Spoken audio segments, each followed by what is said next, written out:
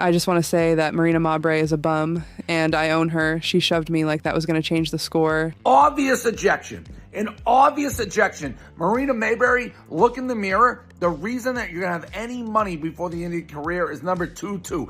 The moment we've all been waiting for just happened. After weeks of letting these two get away with anything on the court, the WNBA finally grew a backbone and handed out suspensions to Marina Mabrey and Mabrey Sheldon. But here's the thing. This wasn't about justice. This was about panic. The league watched their golden goose nearly get her career ended on live television and suddenly realized they might have just killed their own cash cow. How do you not eject her? How do you not eject her? And that leads to the end of the game. You want to know the real reason these suspensions happened? It wasn't because the league suddenly developed a conscience. It's because Caitlin Clark is single-handedly keeping this league alive, and they finally figured out that protecting their meal ticket might be a good business decision. She's the reason the WNBA just won the lottery. Without Caitlin Clark, nobody cares about any of these players or the league. Let's talk numbers for a second, because they're absolutely insane. When Clark was out injured, ratings dropped 55%. 55. That's not a dip. That's a full-blown nosedive off a cliff. The moment she stepped back on that court, viewership shot up 55% above the season average. This woman isn't just a player. She's a one-person economic stimulus package for an entire league. WNBA, largest viewership in WNBA history. Wow. And game that started all this chaos? 2.2 million viewers on ABC. That made it the third highest rated game in WNBA history. Clark's presence alone turned what would have been another forgettable Tuesday night game into must-see television. And what did Mabrey and Sheldon do with that spotlight? They tried to turn it into a crime scene. These two have been hunting Clark like she personally insulted their entire bloodline. And everyone with functioning eyeballs could see it was personal. The eye pokes, the cheap shots, the after-the-whistle nonsense. This wasn't basketball. This was a vendetta with a basketball as a prop. But do you know what the funniest part is? Mabrey had the absolute audacity to act like she was just playing physical basketball. Let's break down that eye poke because it was textbook dirty play. Sheldon wound up like she was throwing a haymaker, made zero attempt at the ball, and scraped her fingers across Clark's face with enough force to leave marks. But somehow, these incompetent officials called it a flagrant one. But it didn't end there. Mabrey decided to escalate things to WWE levels. Full body charge at a defenseless player who's holding her injured eye. Clark goes flying into the official, and the refs act like they witnessed a mild basketball play instead of what looked like a linebacker trying to break up a pass. The impact was so violent that for a moment, everyone in that arena held their breath, wondering if Clark was seriously hurt. But you know who did show up when it mattered? Sophie Cunningham. This woman looked at the chaos, looked at the refs doing nothing, looked at Clark getting targeted and said, "Not on my watch." She went straight at Sheldon like she was collecting a long overdue debt. Comes up with the steal. Sheldon goes coast to coast.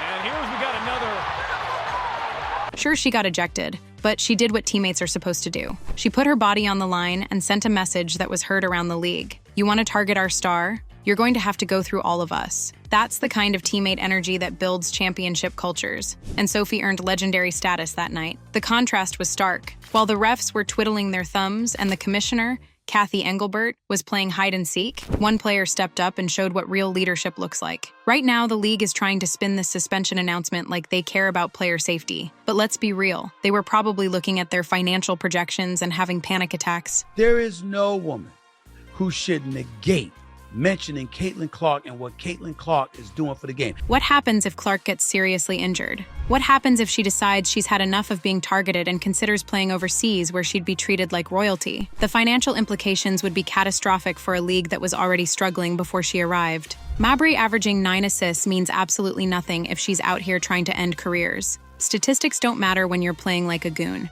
Sheldon can talk all she wants about physicality and competitive fire, but there's a difference between playing hard and playing dirty. These two crossed every line possible and finally got caught with their hands in the cookie jar. Meanwhile, the fan reaction was unprecedented. We're talking about engagement levels that rival major playoff games. So to the Indiana Fever again, you need to go get you someone with some muscle. Somebody that's coming to the defense of Caitlin Clark. It shouldn't be Caitlin Clark. Comment sections on every basketball-related post were flooded with outraged Clark supporters demanding accountability. The league couldn't scroll through social media without seeing their failures thrown back in their faces. This whole situation exposed the WNBA's biggest weakness. They have no idea how to protect their own interests. What makes this even more infuriating is that this could have been prevented. The warning signs were there for weeks. Clark had been getting targeted with increasingly aggressive fouls, and the league did nothing. The officiating had been inconsistent and biased against her, and the league stayed silent. They had multiple opportunities to address the situation before it exploded into a full-blown crisis. The refs had been letting players get away with all kinds of fouls against Clark all season long. Hard fouls that would get flagrant calls for other players were being waved off as playoff basketball or physical defense. The double standard was so obvious that even casual fans started noticing the pattern. Now the league is trying to act like these suspensions prove they care about player safety. Please. If they cared about player safety, they would have addressed this months ago when the targeting first started. If they cared about fair officiating, they would have trained their refs to call games consistently regardless of which player is involved. Meanwhile, the broader implications are huge. This controversy has put the WNBA under a microscope like never before. Every future game involving Clark will be watched extra carefully. Every questionable call will be scrutinized. Every hard foul will be analyzed frame by frame. The league has essentially put itself on probation in the court of public opinion. What happens next will determine whether this was a learning moment or just another example of the WNBA's inability to handle success. Will the officiating improve? Will the targeting stop?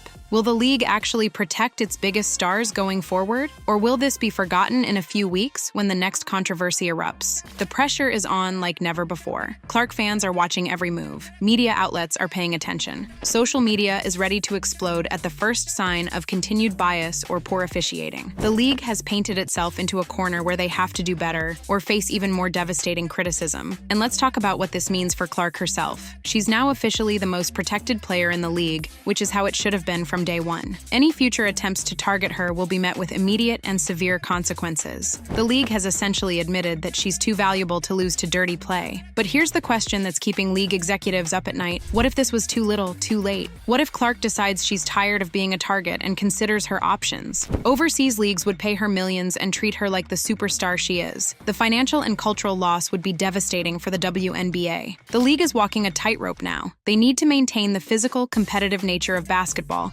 while protecting their most marketable asset. They need to satisfy fans who want justice while not alienating other players who might feel like they're being held to different standards.